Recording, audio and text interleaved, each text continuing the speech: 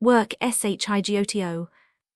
We spend a lot of our lives at work, especially if we live in places with a culture of overtime and where people are reluctant to take their annual leave allocation, such as the US and Japan. The Japanese even have a word, karoshi, which means death from overwork. We are working longer hours than ever before, and technological developments now mean that we can be on the end of an email 24/7. To try to tackle this, France brought in a new law in 2017 giving employees the legal right to not check emails out of hours. But many other countries are lagging behind, and burnout from overwork is a very serious problem around the world. Achieving happiness and fulfillment at work is possible, but not a guarantee. You can never fully control the people you have to interact with or what work problems might arise. What you can do, however, is create as pleasant an environment as possible and look after yourself both physically and emotionally to ensure that you are best placed to weather the inevitable storms that occur throughout the day. This is where Kaizen techniques can be transformative. Taking a step back to see what working habits don't serve you and trying out some new things to shake up your tired old routine can make a huge difference to your happiness levels during the day and to your work-life balance. Taking stock of how you feel about your career and the way it is progressing can be very illuminating too, and can perhaps highlight areas in which you are unhappy or prompt you to think about a career change. In this chapter, I will look at some easy steps you can take to improve your current working environment, provide some tips on how to enhance your well-being at work, and also encourage you to think about the longer term and whether the career path you are on is the right one. Create a pleasant workspace. For people who have to go into an office every day, it's hard to have total control over the environment that you are working in. You can leave your calming home, do all you can to make your commute as stress-free as possible, and yet still end up in a windowless cave with a sad-looking filing cabinet for company. Many workplaces are waking up to the fact that their employees are happier and potentially more productive if they enjoy the space that they are surrounded by, but many aren't or don't want to invest any budget in making positive changes.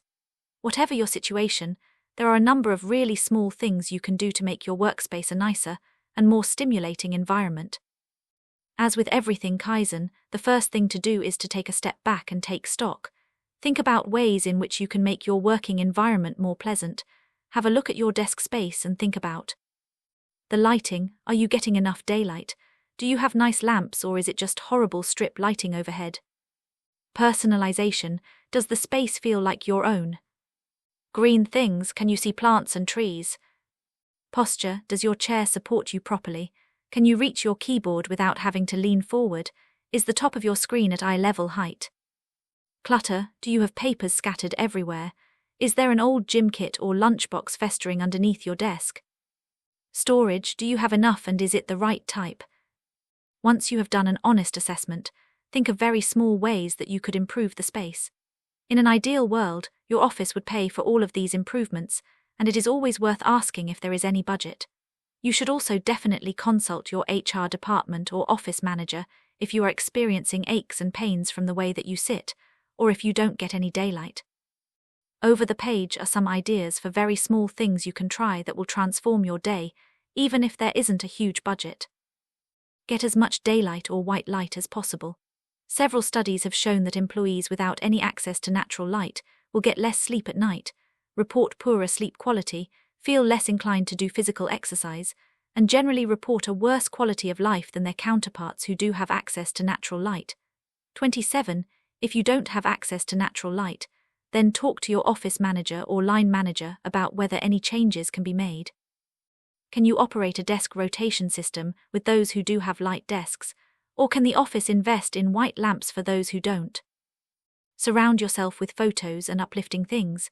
Printing off a few pictures of friends, family, or favorite artworks will infinitely liven up your workspace. Collect postcards when you go to art exhibitions and museums, and print off pictures of holidays and fun times. First Kaizen step: print off a picture or find a postcard that makes you feel happy and place it next to your desk. Invest in some plants. A 2014 study by the University of Exeter of 3 workplaces in the UK and the Netherlands concluded that employees were 15% more productive when they could see plants in their workspace. 28. Their memory retention improved and they reported feeling generally happier at work. Succulents are cheap, happy to be indoors, and are very hard to kill, even for me. So unlock your inner millennial and see if having a plant on your desk makes a difference to how you feel at work. Go fully Japanese and get a bonsai tree. There are many shops that now sell bonsai trees. Check out your local flower or plant shop. Or if you are feeling craftier, make your own from a starter kit. There are lots online. Surround yourself with nice smells. Japanese businesses have long espoused the benefits of having pleasant-smelling offices.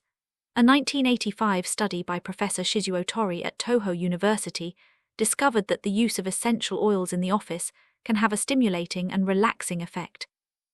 The Shimizu Corporation, one of Japan's largest construction companies, took on this study and started creating intelligent offices, which disseminate different smells into areas of the office to improve efficiency and relieve stress. A reed diffuser or an aroma diffuser could be a good alternative. Fill it with your favorite essential oil and note how different you feel. If you sit near to others, make sure that you discuss their scent preferences beforehand. Sort out the clutter. It might seem too large a task to try to sort out absolutely everything in your office or desk space at once, so break it down into very small steps. Once a week, allocate a drawer that you wish to tidy for 5 minutes. If there is an old file that you haven't been through in years, take 5 minutes out of your afternoon to look through it and chuck everything you don't need away. The thought of having to do everything at once can feel like a huge mountain to climb, so concentrate on one very small thing you can do. First Kaizen step, clear out one of your office drawers and reflect on how much more zen you feel. Get your colleagues involved. This means you can all spur each other on. First Kaizen step, try setting a timer for 5 minutes once a week and all tidying as fast as you can for that short period. Reward yourselves afterwards with a sweet treat. Make your storage look pretty. Endless cardboard boxes of files or old rusty wire trays can look hugely uninspiring, so think if there are any ways you can jazz up your storage. Lots of shops now sell very cheap wire baskets in fun colors, or can you cover your existing boxes in wallpaper samples or cool posters that you like? Get creative and see how much it can transform your space. Most people spend at least 8 hours a day sitting at work, and so it's important to try to make it as joyful as possible. If your office doesn't have the budget to make any improvements, can you organize a bake sale or some other event to raise funds to change the space? De-stressing your commute. If you do have to commute to and from work, the section on exercise has already introduced the idea of using your morning commute to move about more, but have a think about whether there are any other ways that you can make your commute less stressful. Over the course of a week, try writing down at the end of each journey what the small sources of stress were, and then for each stress, think of a way in which it could be eliminated. This might not be possible for absolutely everything. There is no way to always account for somebody shoving their smelly armpit in your face on the metro or somebody eating fried chicken next to you at 8 a.m., but do think of small ways you could improve your travels. Here are some ideas for short-term steps. Alter your journey to a quieter route. Although this may take slightly longer, does it have an impact on your stress levels? Does getting a train that takes 10 minutes longer, but where you get a seat, prove a more pleasant experience than being crammed on the faster train? Try this once and see if you notice a benefit. Make a case for changing your work hours. Could you alter your work hours slightly so that you get to work earlier and leave earlier, or arrive later and leave later?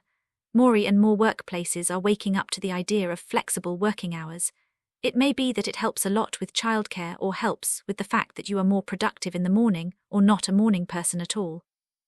You may find that altering your working hours even by half an hour makes a big difference to the stress of your morning or evening routine. Block it out. If the various sounds of people around you are an irritant, then does traveling with some noise-cancelling headphones make a difference? Can you investigate new podcasts or soothing playlists that will change your experience? Put down your phone. Could you use the time more effectively? Does reading a book make you feel any different when you arrive at work, or can you spend the time learning a new language? First Kaizen step, spend one commute with your phone turned off in your bag and read a novel instead. Make the most of your breaks. If you're busy at work and in the flow of doing something, it is easy to just continue to plow on through, eat a sad sandwich at your desk, and not take any time out for yourself. Statistics show that only 1 in 3 workers takes a proper lunch break, and this is proven to be bad for both your physical and mental health. Getting outside increases your vitamin D and serotonin levels, while eating mindfully rather than distractedly will mean that you take more time with your food and will appreciate it more. Here are some easy ways in which you can transform your lunch break. Exercise. More workplaces are now offering group exercise sessions or yoga Pilates classes. If they don't already, can you see if there are other colleagues interested in a lunchtime exercise club? Not only is it bonding, but having others to motivate you to step away from your desk will ensure that you keep up the habit. Have a walk outside. Going for a walk can sound like such rudimentary advice, but escaping your desk and getting outside can make such a difference. Is there a local park nearby or a canal or river that you can walk along? If you work in a town or city centre, are there roads or areas nearby which you are yet to explore? First Kaizen step. For one lunchtime per week, try getting outside for an hour. Be a culture. Are there any galleries or museums near to your work which you are yet to visit? Going during the week will often mean that it is much quieter, and you can explore in peace while also getting your cultural fix. Read. Try spending one lunchtime a week reading a book, and see if it makes any difference to how you feel when you return to your desk. Did it transport you to another world free from annoying emails? See if there is a local library that you can join, not only so you can borrow books for free, but they often have relaxing reading spaces where you can really switch off. Be prepared. How often do you finish your lunch and feel satisfied? Do you spend too much money at overpriced sandwich chains? If the thought of having to prepare your lunch every night or morning before work is too daunting, try introducing it into your routine once or twice a week. There are many recipes online for satisfying lunch ideas, or bring in leftovers from the night before. Investing in a stylish bento-style lunchbox makes the content seem more desirable than an old takeaway container. Give your nan a call. Is there a friend or a family member who you haven't called for a while? Spending your lunch break connecting with a loved one will be infinitely more satisfying than just scrolling through the internet for an hour, and will let them know that you care too. Insert applicable friend or family member here. Go and get a bit zen. The office might seem like the last place that you should meditate, but can you find a quiet meeting room or breakout space? Or is there a bench or patch of grass outside that you can use? Taking some time out to relax your body and just concentrate on your breath can have transformative effects on how you feel for the rest of the day. First Kaizen step. Try a 5-minute lunchtime meditation. 5-minute lunch break meditation. Whether you work from home or are stuck in a stuffy office all day, taking 5 minutes out to concentrate on your breath and think about how you are feeling that day can have huge benefits, whether everything is going swimmingly or if you're having a total shit show of a day. I started taking up meditation after a bad breakup and found it really helped me to process my emotions, not by blocking them out, but by acknowledging when I felt bad and accepting those feelings. It resulted in me being kinder to myself and, I think, handling the breakup better than I would have done otherwise. During a stressful patch at work, I also found it very useful to take a little bit of time out at lunchtime to meditate when it all got a bit much.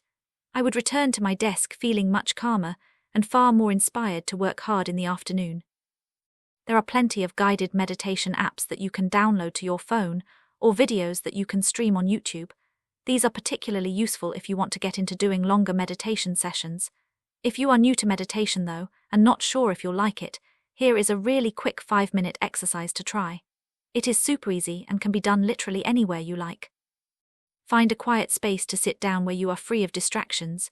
This can be in a meeting room at work, in your work canteen, on a bench outside, under a tree in the park, on the toilet, wherever feels comfortable.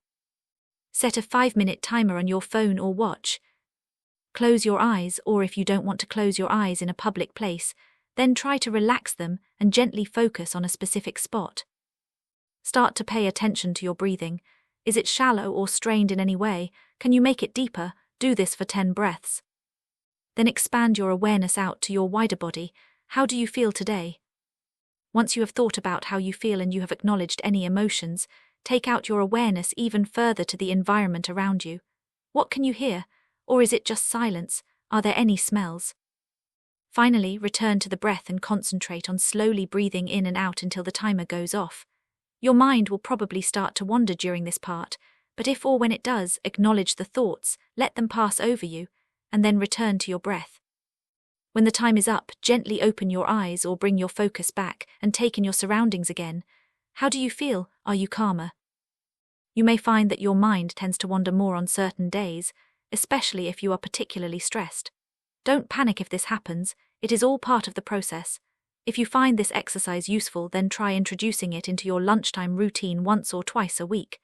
If you find this beneficial, then you can step it up by meditating more frequently or by adding on a few minutes to the time that you spend meditating. How to have a better work day. We have already talked about transforming your morning routine, your commute and your working environment, but all this effort is redundant if you then get to work and immediately feel stressed or out of control. There will almost always be minor irritations, certain colleagues who cook fish in the microwave or manspread in meetings, but there are also practices that you yourself can change in order to manage your time better and achieve an improved work-life balance.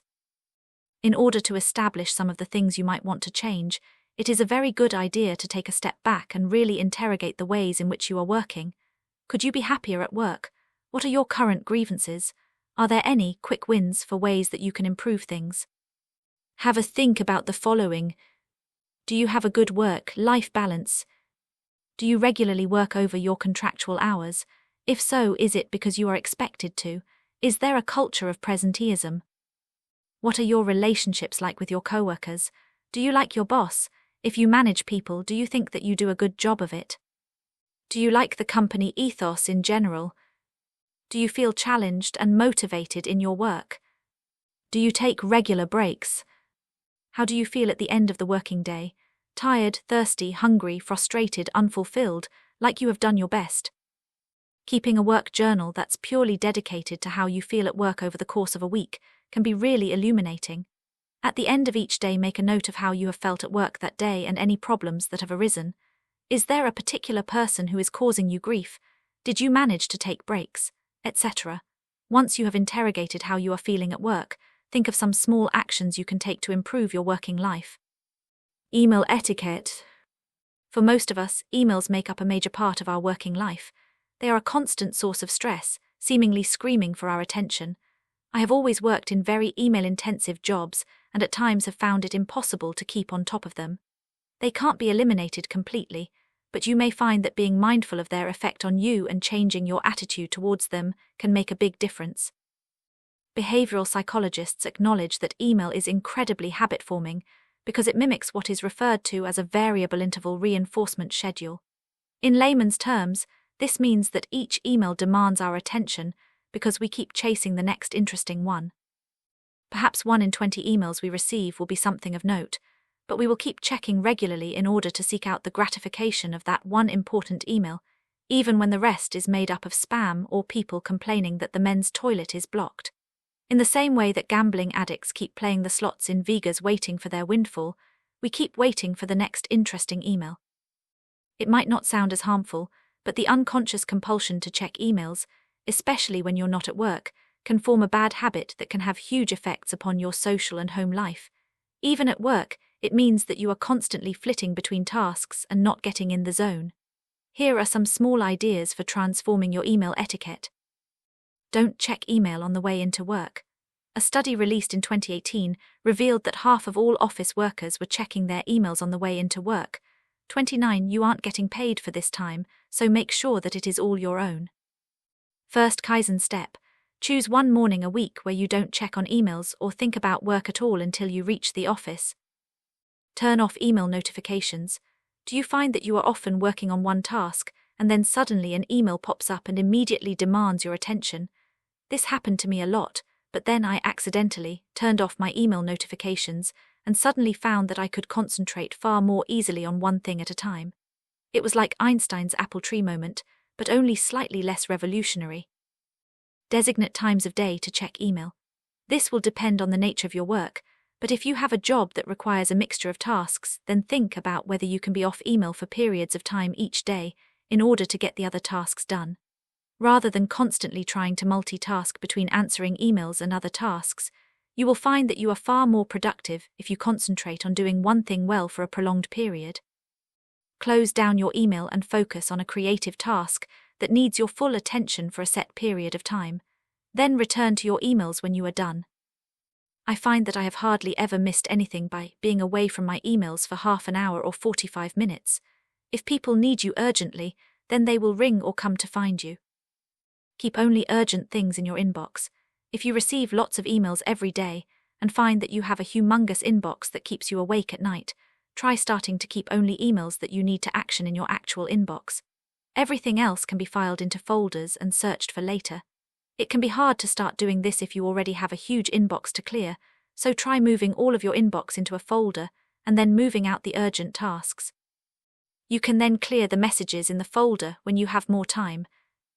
If you receive an anger-inducing email, leave it for half an hour. Replying straight away when you are full of rage will do nothing to calm down the situation, or you. Take some time away from your screen or go to seek advice from a helpful colleague rather than feel like you have to respond instantly. First Kaizen step. Try this tip with your next annoying email and see if it has any impact upon how you feel. Would a phone call be better? I often find that so many of my tedious email chains spent endlessly pondering over various situations could have been resolved much more quickly if one of us had just picked up the phone. This won't be the answer every time, but it can save a lot of back and forth. You may also find that somebody who has a standoffish email manner may actually be lovely in real life and much more amenable over the phone than via email. Go to talk to colleagues. Similarly, I used to find that colleagues who sat across the desk from me would email me questions when it would have been far quicker to just ask me out loud. First Kaizen step. Next time you have a question, be brave and go and find the person instead of emailing them. For most of us, email will have been part of our job for most of our working life, and old habits are very hard to break, so don't try to introduce all of these techniques at once. The most important thing is to be mindful of your attitude towards email, notice when you are slipping into bad behavior, and trying your best to switch off when you can and/or get friends and loved ones to remind you of this. Looking after yourself. We have already looked at ways to develop a healthy and productive commute and lunch break, but also think about ways that you can look after yourself during the working day. Be mindful of what you eat and drink at work. I am somebody who used to always get to the end of the day and be thirsty because I had drunk 7 cups of coffee and not a single glass of water. Don't be like me. Try replacing your caffeine with water and having healthy snacks to hand for when you get sugar cravings. First Kaizen step. Try to tie filling up your water bottle or glass to a regular activity you do, such as going to the toilet or speaking to your boss. Have breaks. Make sure that you leave your screen for at least 5 minutes every hour. Go outside. Even if the sun isn't out and it is miserable outside, you can still get a hit of vitamin D and boost your serotonin levels. It will make you feel infinitely better. Improve bad working relationships. We are all human, and if you are working in an office with lots of different personalities, most of whom you probably didn't choose to work with in the first place, then it is inevitable that there may be certain people who you don't get on with. It can be easy to get completely bogged down by annoyances with certain people or feel impotent if you have a toxic relationship with a colleague. Take a step back and think about whether there is anything you can change about your current environment to improve things. Can you discuss your issues with somebody from another department who might be more objective? Or could you reorganize the structure of a meeting so that it is harder for a certain person to dominate? Finding someone to confide in may help you solve the problem. Surround yourself with positive influences. You might not be able to avoid colleagues who you do like altogether, but you can do something about proactively surrounding yourself with positive and supportive people. If there is a more senior colleague who you admire, then I'm sure they won't mind if you take them out for a coffee to pick their brains or ask for advice. Similarly, if there is somebody in a different department who you sense that you might get on with, then invite them for lunch. Having supportive people you can turn to when work is tough, or you have a sticky situation with your boss, can be so helpful.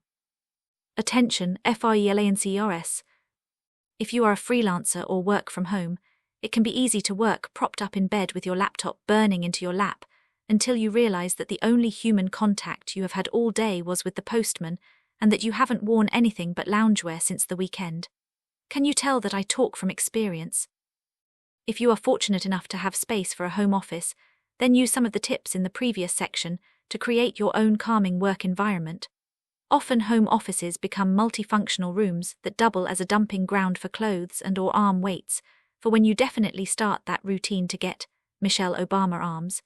So see if you can change the space so that it is exclusively your own inspirational place to work. For those people who don't have an office space, then do try to at least move out of your bedroom to work. Separating out where you work from where you relax is crucial for achieving good sleep and indicating to your brain that you are now in work mode when you set up in the morning. Know when you work best. Some people are able to sit at a table from 9 am until 8 p.m. and work consistently for that amount of time until they are done. I am not one of these people. One of the benefits of being in control of your working time is that you can tailor it to how you work best. Are you an early riser and more able to concentrate in the morning? Then get up at 6 am and work until lunchtime. If you hate mornings, then don't force yourself to get up early, but structure your day around a later finish and don't feel guilty about it. Have a strict routine. While you should be flexible with your schedule according to how you work best, it is still imperative that you stick to as much of a routine as possible. If you find that you are more creative in the mornings, then allocate your creative time for then and save the boring admin tasks for the afternoon or vice versa. And try to always finish at a certain time each day so that you clearly denote which hours are your work time and which are your leisure time.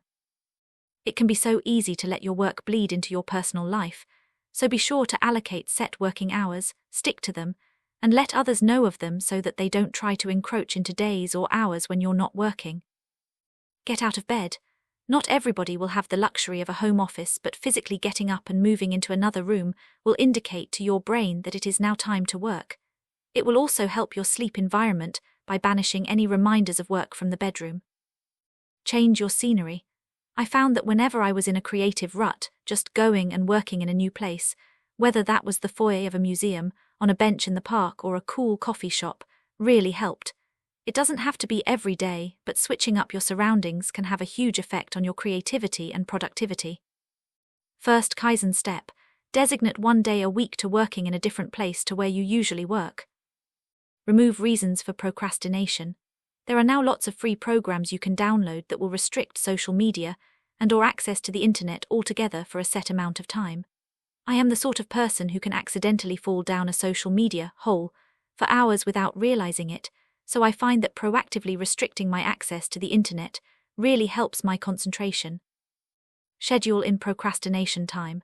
If you like to scroll through the news or Instagram for an hour first thing, then accept that this is the case and schedule it into your plan for the day.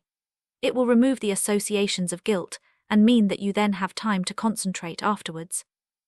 Accept that you will have off days.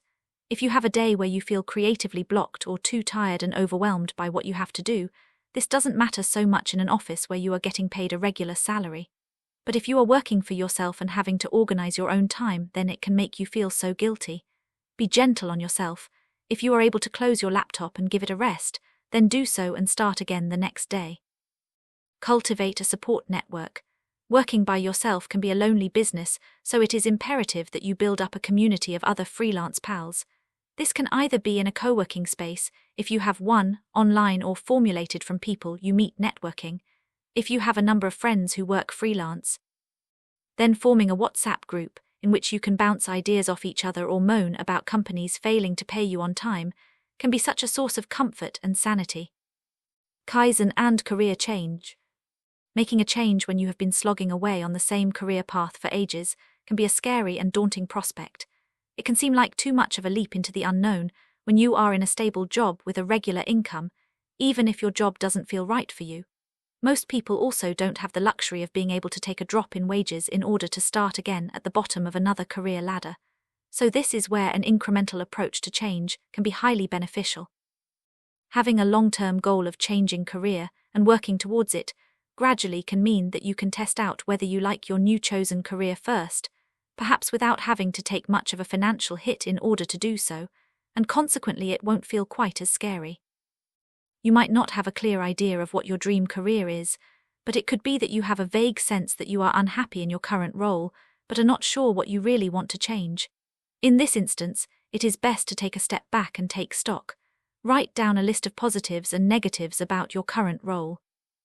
Which parts of the job do you like doing and which parts do you hate? For example, meeting people, being proactive, negotiating, putting together a really neat spreadsheet, working in a team, working alone, producing events, talking on the phone, traveling, networking, designing things, etc. Have a think about your strengths and weaknesses, for example. Caring, being good with new people, decision maker, can make PowerPoints look pretty, struggle with confrontation, not a team player, attention to detail. What about your current work environment? Do you like working in an office? Or do you want to work outside more? Is it too busy or too quiet? Do you come into contact with enough people or too many people? Do you get to use your brain enough? Is it stressful? Once you have a list of likes and dislikes, and strengths and weaknesses, have a think about which careers might suit you. Again, friends and family can be very useful in helping with this, or else lots of regions operate careers advisory services. Start to collate a list of the positives that you have to offer and any transferable skills that would be useful for your new career path. It then isn't about making giant leaps to change careers, but doing small little things to take you in the right direction. These things might not seem huge on paper, but knowing that you are working towards a meaningful goal will motivate you to keep going. Some ideas for small steps you can take to start to explore a career change include: talk to your current work. Is there any useful experience you can gain from where you are now? Could it be that you are dissatisfied with your current role and believe that there is a more suitable role within your organization? Or are there certain skills you need for your dream career that you could learn in your current workplace, the bonus being that you wouldn't have to pay for an expensive training course? Have a conversation with someone who does the role. Before throwing in the towel with your current job, scope out your dream role and really contemplate whether you have what it takes and if it will make you happy. Spending 7 years training to be an architect before realizing that the job is just as unfulfilling as your last one will be time badly spent. Ask your friends to see if they know anybody doing the role you are interested in, or approach people who do the role on social media. Most people are happy to give up their time for a coffee or a chat over the phone or email. Otherwise, you could seek out podcasts or online interviews to find out more. First Kaizen step: research your dream job for an hour. Try out your new career for a day. Shadow somebody for a day to learn what the nuts and bolts of the job are and see whether you would enjoy it. It might use up one of your holiday days from work, but it is worth it in the long run if it means that you can learn something valuable. If you are looking to move into the charity sector or something to do with the arts, are there any organizations that you can volunteer with to get some invaluable experience? Look into training. If there are certain skills that your new career requires, then research the training options. It could be that this is something you can do in the evening or at weekends, which would mean that you can start working towards your new career while still being paid the salary from your existing job. Don't forget the growing number of online courses that you can do remotely as well. Get networking. See if there are any industry events that you can gate crash and keep abreast of newsletters and publications. Say yes to invites and try to meet as many people in the industry as possible. You never know where a chance meeting might lead. Get your finances in order. If you will have to take a pay cut to change careers, then do an honest analysis of whether you can afford it. Could you ask a friend or family member to help and make a plan to pay them back? Or can you cultivate any side hustles to keep your finances ticking over in the interim? Side hustles are ways of bringing in supplementary income and can be anything from selling some items on eBay, putting your crafts up on Etsy or similar sites, tutoring a student for their exams, dog walking, babysitting, or teaching an exercise class. My friend started running a regular Zumba class in her neighborhood and made enough money to quit her job and relocate to work in a different country. Medium and long-term goals. Changing career can use up a lot of time and energy, so make sure that you are mindful of the timeline and don't try to achieve too much at once. Break down the changes you have to make or the skills you have to learn into really small steps, working towards a medium-term goal, so that you aren't overwhelmed by the workload or alteration to your routine.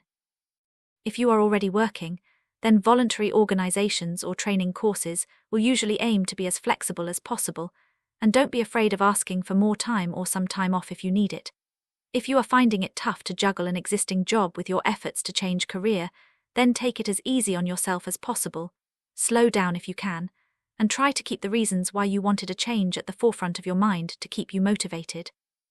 Make some short-term and medium-term goals to get you to the long-term goal of getting your dream job. Invite others to support you and remind you of these reasons too. Kaizen and STUDYING. Whether you are completing exams at school, off to university for the first time, taking a break from your career to study, or trying to balance part-time study with work. Studying can be extremely stressful. The lazy student stereotype doesn't account for the late nights, the sheer brain power and energy you need, the disruption to your routine and the stress that exams can induce. And in an era when walking out of your studies straight into your dream job is far from guaranteed, the pressure to achieve the best results is even more intense. Recent reports have cited a sharp increase in first-year university students reporting mental health problems, and there has been a trebling of UK students dropping out of university with mental health conditions in the past 10 years. 30. Moving to an entirely new city for the first time or trying to fit lectures and library time around an already busy job means that other parts of life might be neglected: sleep, diet and exercise routine, ironically, the very things that would probably help to reduce stress levels. If this is sounding even vaguely familiar, then introducing a few of these habits could be hugely beneficial.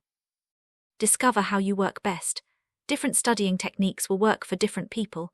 You may have a friend who likes to write out the entirety of the textbook in green pen and try to memorize it, while you remember things best if the information is in a pretty picture. Find out what works for you and don't try to mimic other people. It may be that you like to work in complete silence, or that you remember information better when you are listening to hardcore metal music. Building your study routine around the way that you work best will maximize your time and energy. Manage your time around how you work most effectively. If you can sit in a library for 12 hours straight without completely losing your mind, then good for you. For the rest of us, working in smaller bursts and taking regular breaks will be far more effective. Think about whether you work better first thing in the morning or whether you are more productive in the afternoon, and fit your routine around that. If you are a morning person, get up early to study, but then give yourself the afternoon off. If you are trying to fit studying around paid work, make sure that you allot enough time to your studies and that you aren't trying to cram in too much when you are tired. Take breaks. It can be easy to just plow on, but taking 5 minutes out of each hour to get some fresh air or drink water does wonders for motivation and concentration. Do a little bit every day. This has been a hard lesson for me to learn, but taking a small amount out of each day to study is far better and less stressful than trying to cram it all in at the very last minute. Think of inventive ways that you can manage to do a little bit of studying each day, perhaps even on the bus in the morning. Prioritize.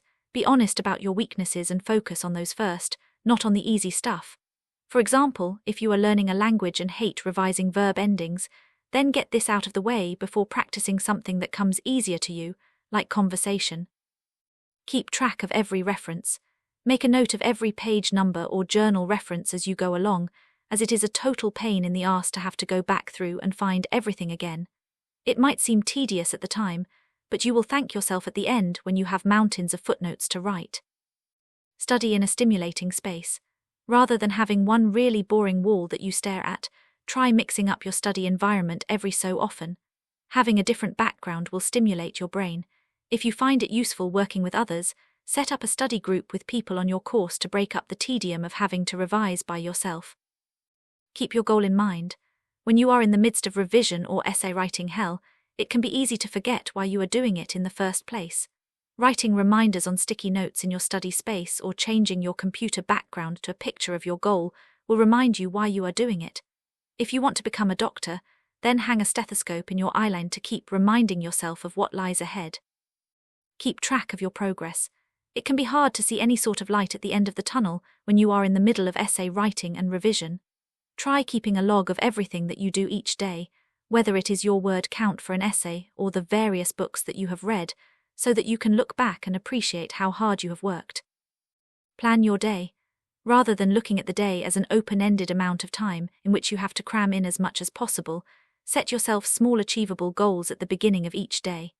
It might not be that you achieve them all every single day, but having some focus to your time is a far better tactic than trying to just blast all of the work in a kamikaze fashion.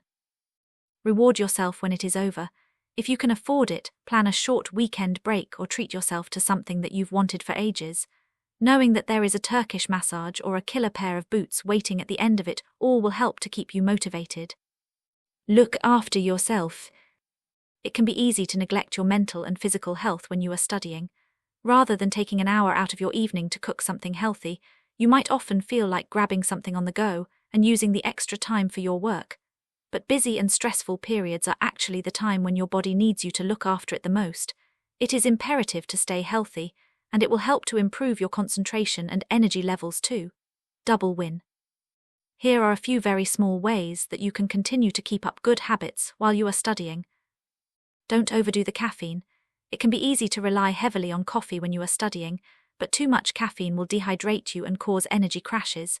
Invest in a reusable bottle and set an alarm on your phone to refill it with water every 2 hours or so. The break from the books or screen will do your brain good too. Keep to a sleep routine. It can be tempting to pull an all-nighter when you have loads of work to do, but can you realistically do your best work at 3 am? Try to keep to as regular a sleep routine as possible and get at least 7 to 8 hours per night. Stay clear of the junk. A friend at university, who shall remain nameless, often used to eat kebab meat shaved onto pizza with extra cheese on top. Don't do this.